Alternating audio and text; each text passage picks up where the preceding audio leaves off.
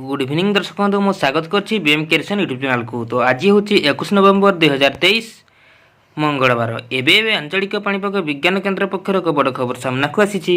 बर्तमान जहाँ सूचना मिलूँ आज भी पाग मेघुआ। सूचना अनुसार पश्चिमांचल और पूर्वाड़ी तरंग वायु प्रभाव आज राज्य में अधिकांश स्थान में पाग आंशिक मेघुआ रही है। किछि स्थान में हालुका वर्षा हो जाइछि। एक पूर्वाड़ी ट्रफ लाइन समुद्र पतन श्रीलंका और दक्षिण पश्चिम संलग्न पश्चिम केन्द्रीय बंगोपसागर हो गति करुछि। सेथिपई आपण माने वीडियो को शेष जाए देखंतु जहाद्वारा आपण अंचल पाणीपागर प्रभाव केउं भली भाव में हेबो आपण माने सर्वप्रथम जानि पारिबे। सेथिपई वीडियो को लाइक करंतु, चैनल पर जदि नुआ देबे सब्सक्राइब करंतु, आउ सांग मानक सहित बहु मात्रा रे शेयर करंतु, जहा फळे कि आपण एपरी लेटेस्ट पाणीपागर सठिक सूचना आपण माने सर्वप्रथम आम चैनल माध्यम रे पाई पारिबे। तो चलंतु डेट नगरी खबर पर नजर पकाइबा।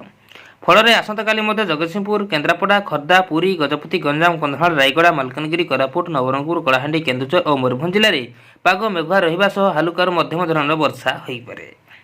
ଏହା ପରଠାରୁ ରାଜ୍ୟରେ ପାଗ ଶୁଖିଲା ରହିବ। ନିର୍ମଳ ଆକାଶ ଯୋଗୁଁ ଖରା ଟାଣ ହେବ। ଆସନ୍ତା 4 ରୁ 5 ଦିନ ପର୍ଯ୍ୟନ୍ତ ରାଜ୍ୟରେ ତାପମାତ୍ରା ପରିବର୍ତ୍ତନର ବିଶେଷ ସମ୍ଭାବନା ନାହିଁ। ଫଳରେ ଏବେ ଶୀତ ପ୍ରକୋପ ଅପେକ୍ଷାକୃତ କମ୍ ରହିବ। ଆସନ୍ତାକାଲି ରାଜଧାନୀ ଭୁବନେଶ୍ୱର ଓ ସଂଲଗ୍ନ ଅଞ୍ଚଳଗୁଡ଼ିକର ପାଗ ଆଂଶିକ ମେଘୁଆ ରହିବ।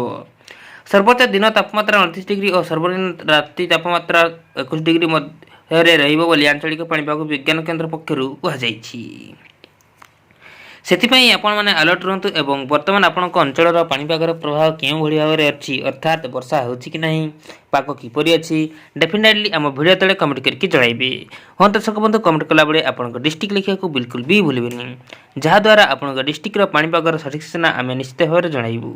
सेथिपई हम सहित जडी होई रहंतु, चैनल को एबे सब्सक्राइब करंतु, कला परे बेल आइकन को टच करी ऑल ऊपर क्लिक करंतु, जहा द्वारा जेबे भी जेकोसी लेटेस्ट सठिक सूचना आपण माने आम चैनल माध्यम रे सर्वप्रथम पाई परिबे।